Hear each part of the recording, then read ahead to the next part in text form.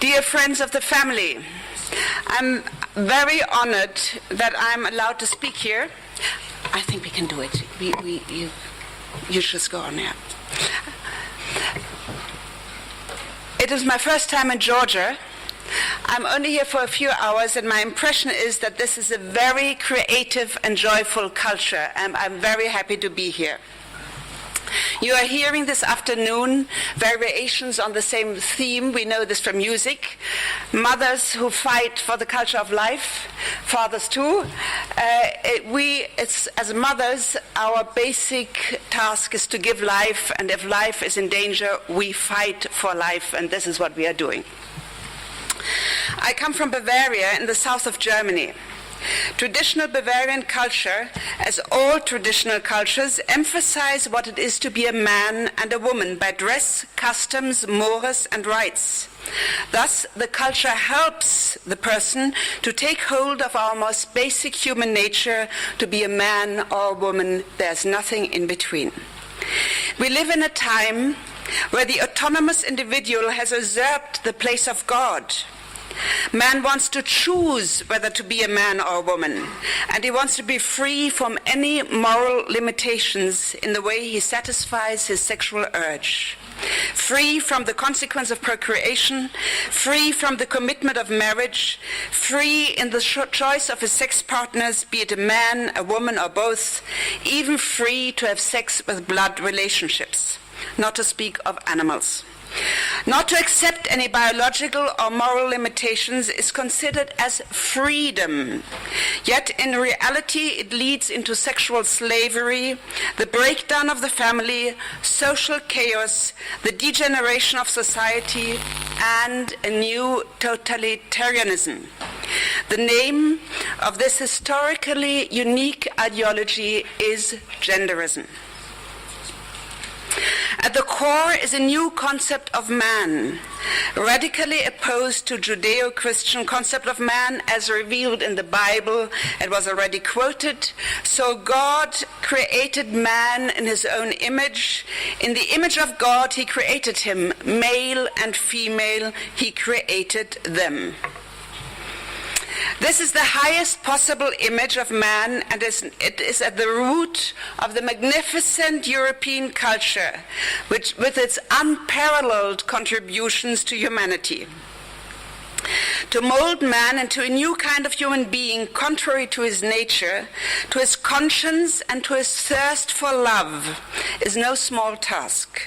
Yet the cultural revolutionists of our time are all out for just this.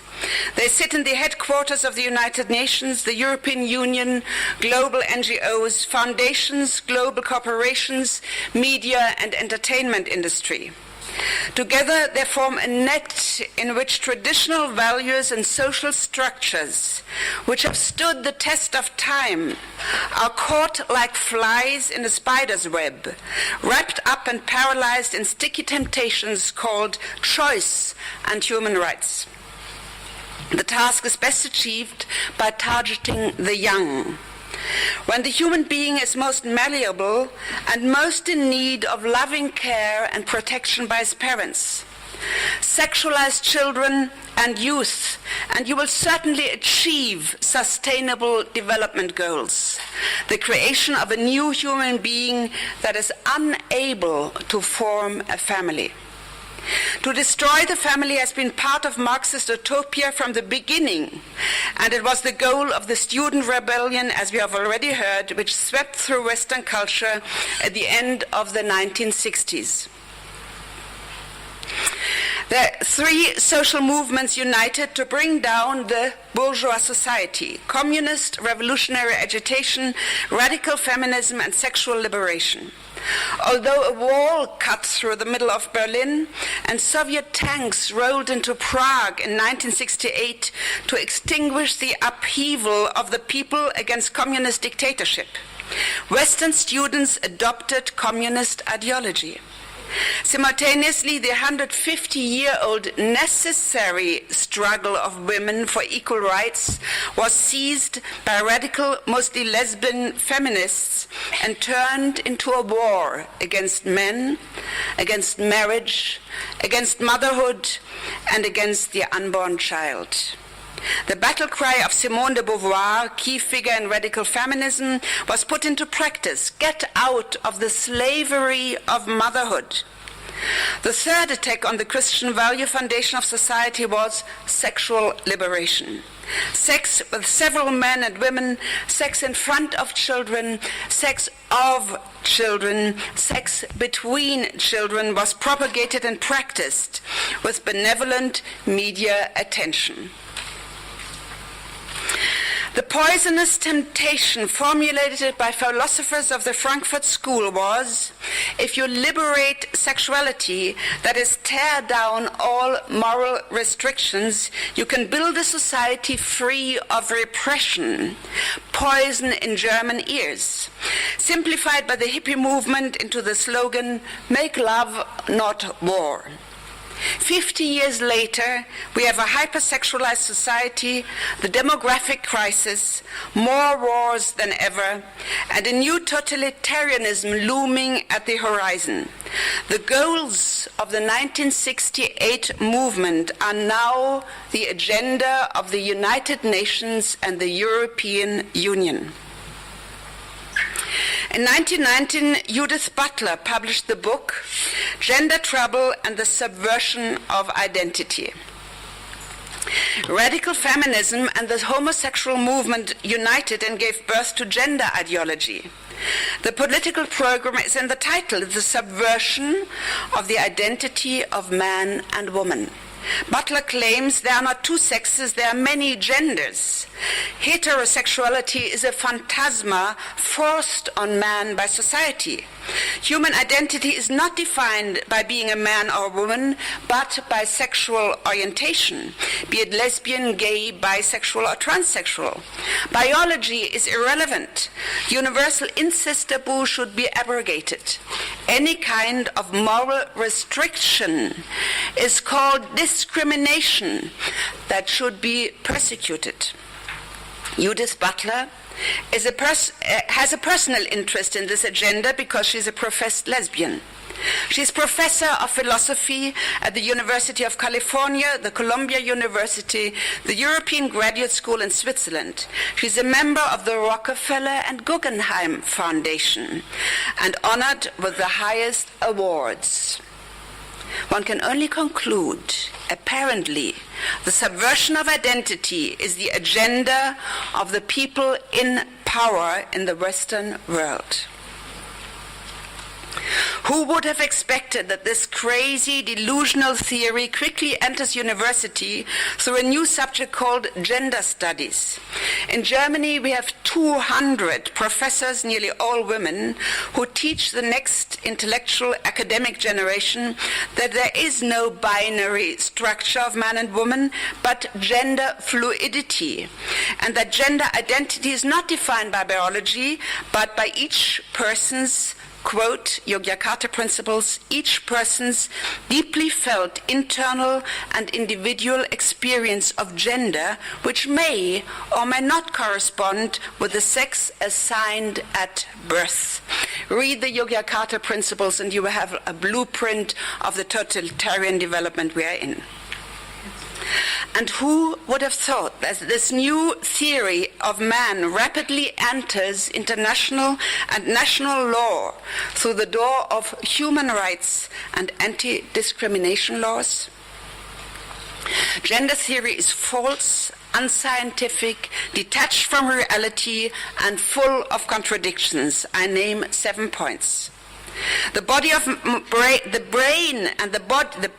the brain of man and woman are different, as we see with the naked eye.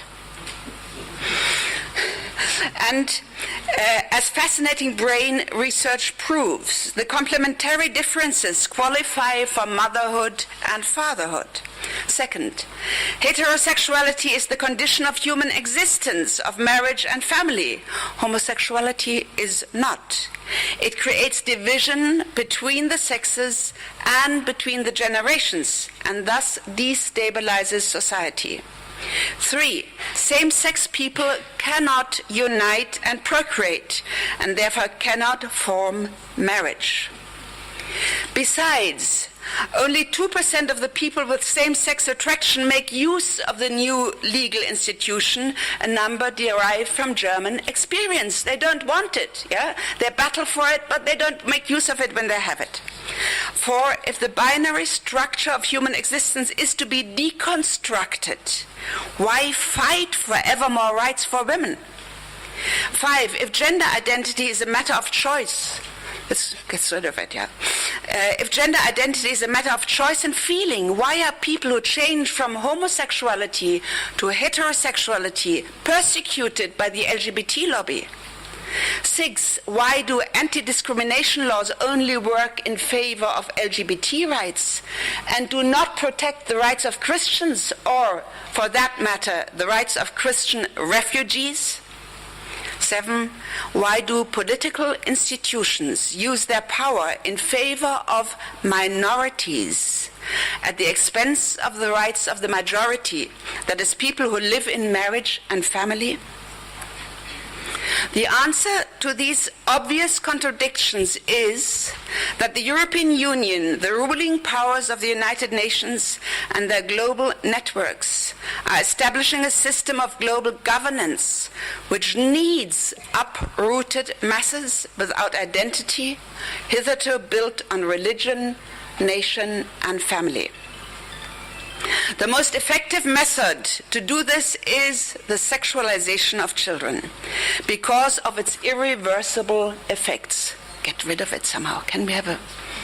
Thank you. No, back. No. Yeah, okay. Western obligatory sexual education promotes a purely hedonistic approach to sexuality without any moral restrictions. The premise of sexual education is the unscientific assumption that the child is a sexual being with sexual desire from birth onwards, and that children need to be instructed by parents and teachers how to use their little body for the arousal of lust. The human right of parents to educate their children according to their own values, as guaranteed in the Universal Declaration of Human Rights, is more and more repealed. The sexualization of children beginning in kindergarten and forced on children through obligatory school curricula is the agenda of the international organizations UN, UNICEF, World Health Organization, European Union, national governments, International Planned Parenthood Federation, and countless powerful international and national organizations and foundations.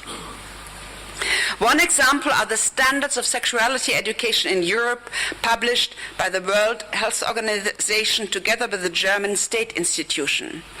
This is the content of Western sexual education programs for children. Masturbation beginning in the first age group 0 to 4. Acquaintance with different sexual orientations and different types of family beginning in kindergarten through children books where the prince marries the prince. Dissolution of so-called gender stereotypes by giving boys beauty cases and princess gowns and girls boxing gloves and tractors to play with. Encouragement of sex plays in kindergarten, providing children with private corners where they can train the sexual act to which they are not even able to at that age.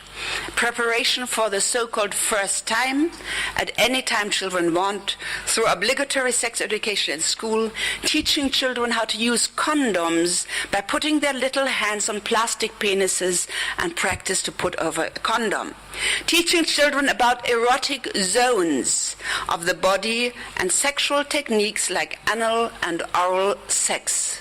We used to protect children from the sexual realm. Now I feel ashamed if I have to tell you what children learn at school. Just see the next, this, yeah.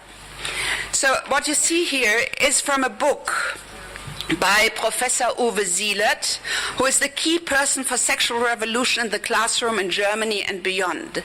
The book is called Lisa and Jan. You find it in the internet. It's on the market for 25 years. Nobody ever protests against it. The consequences of sexualization of children are grave. Destruction of the sense of shame. No ability to control the sexual drive, high risk of sexual transmitted disease, painful disappointments in love relationships, high risk of psychological disturbances, encouragement of homosexual or transsexual lifestyle, low achievement, loss of trustful relationship with parents, inability to bond and build a family, and I want to add loss of trust in God. There will be no end to the sexual revolution sweeping the earth. The next wave started to roll: transgender. Transgender is still recognized as a psychological disorder on the diagnosis list of the World Health Organization. The new wave was initiated by President Obama, proclaiming to the world that the White House opened its first gender-neutral restroom. Since the legalization of same-sex marriage by the Supreme Court of the United States in June 2015, this wave is gaining momentum. Transgender days in schools, giving children the choice whether they want to be a boy or a girl. Treating prepubescent children with hormones if they show signs of gender dysphoria. Now the leading nation of the world, we have heard it already, is debating the toilet issue. Should a biological man who feels like a woman be allowed to use the restroom of girls? Do we not have bigger problems on this earth? It seems laughable, but it is dead serious. Transgender activist Ricky Wilchens, himself an operated person, writes, "We'll win the bathroom battle when the binary burns." The ultimate aim of the LGBT movement is to destroy the concepts of male and female entirely. What Judith Butler proclaimed in philosophical terms is changing the basic fabric of human existence. Because gender theory is grounded on lies, it must become totalitarian, and it is becoming totalitarian. Basic human rights derived from the Christian concept of man, the inviolable dignity of man, are hollowed out. Freedom of conscience, freedom of religion, freedom of speech, freedom of business, freedom of parents to educate their own children. The enemies of life and of the family are strong, but reason, nature, and God are stronger. Let us rise, let us resist. Paris.